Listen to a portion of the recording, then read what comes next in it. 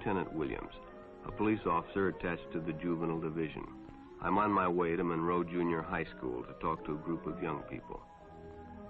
That looks innocent enough, doesn't it? Lots of young people hitchhike. Seems like a good way to get from one place to another. But sometimes there are dangers involved that never meet the eye.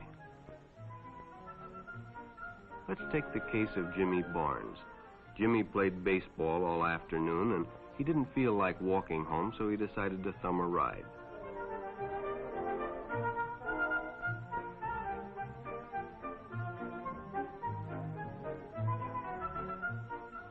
He'd done it 100 times before, and he didn't think anything was unusual when the driver struck up a friendly conversation.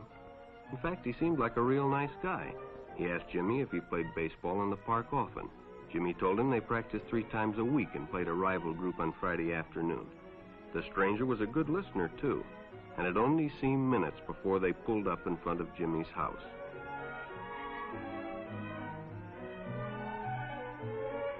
When Jimmy got out, the stranger gave him a friendly pat. Then he told him he'd see him again, as he always drove by the park on his way home.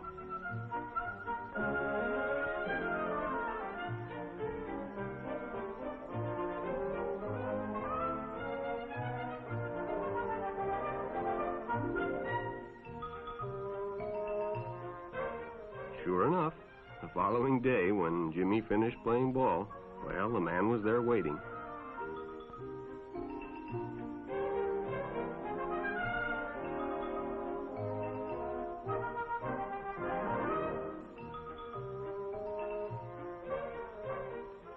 They stopped at a drive-in, and the stranger treated him to a Coke. During their conversation, he told several off-color jokes, but Jimmy had heard others before, and, well, it made him feel big to so easily win the confidence of an older person.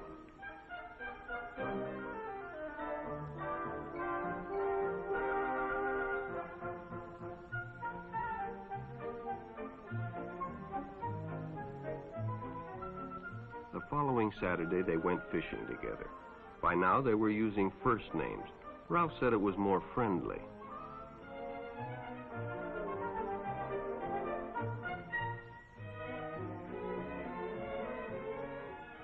Jimmy hadn't enjoyed himself so much in a long time. Then during lunch, Ralph showed him some pornographic pictures. Jimmy knew he shouldn't be interested, but, well, he was curious. What Jimmy didn't know was that Ralph was sick, a sickness that was not visible like smallpox, but no less dangerous and contagious, a sickness of the mind. You see, Ralph was a homosexual, a person who demands an intimate relationship with members of their own sex.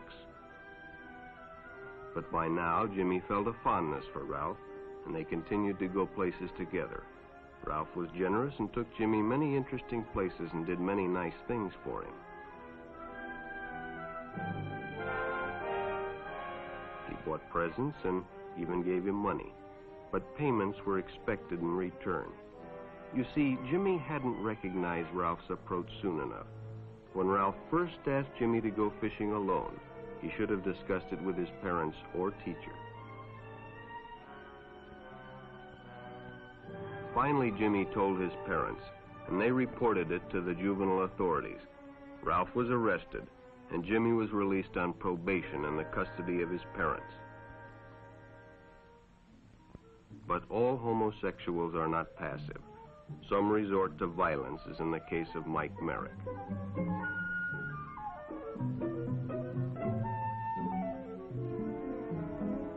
In the heat of competition, no one noticed the man who sat and watched. And when the game broke up and the others left, Mike decided to stay and practice a little longer.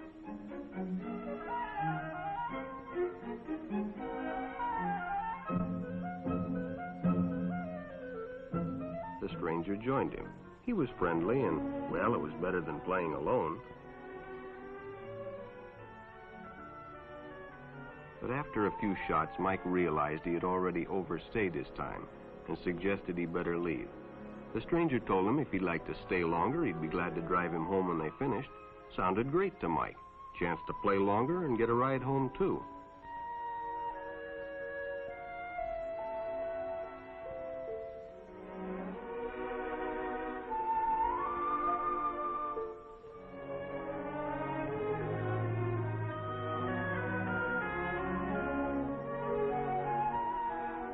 When they finished, the stranger told him he'd make a fine player someday if he got lots of practice.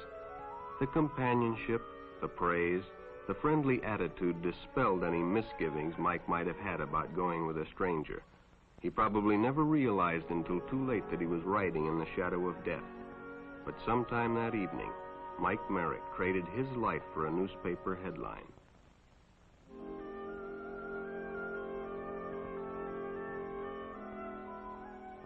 As Denny and Jerry got the papers ready for Jerry's afternoon delivery, they only casually noticed the two boys that raced by in the afternoon traffic, and they didn't pay much attention to the car that drew up shortly afterwards until the man called them over.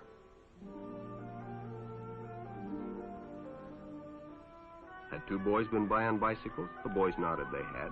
Could they recognize them if they saw them again? Well, Denny guessed he could. Then hop in, the man said. Those are stolen bikes. Without giving it another thought, Denny got in and the car sped away. Jerry watched. He'd been told many times, if a friend got in a car with a stranger, to write down the license number. It didn't seem to apply, but, well, fortunately, he marked it down.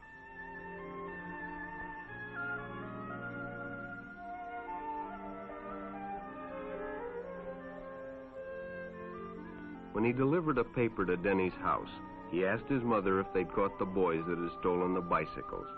Denny hadn't returned, so he told her the story and gave her the paper with the license number.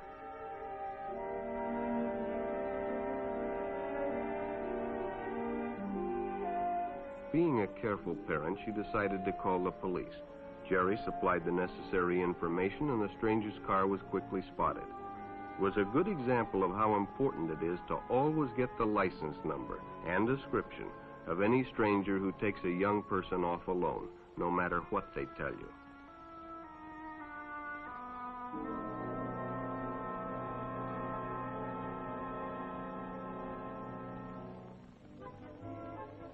Public restrooms can often be a hangout for the homosexual.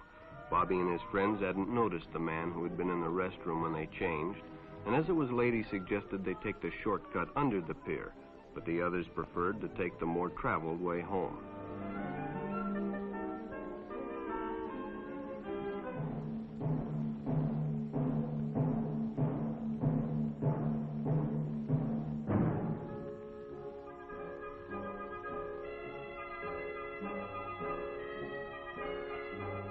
When Bobby recognized the stranger as the man in the restroom, the shortcut under the pier didn't seem like a good idea at all.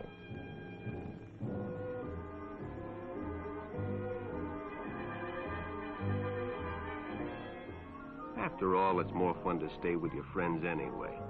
Bobby had made a wise decision. It may have saved his life. The decision is always yours, and your whole future may depend on making the right one.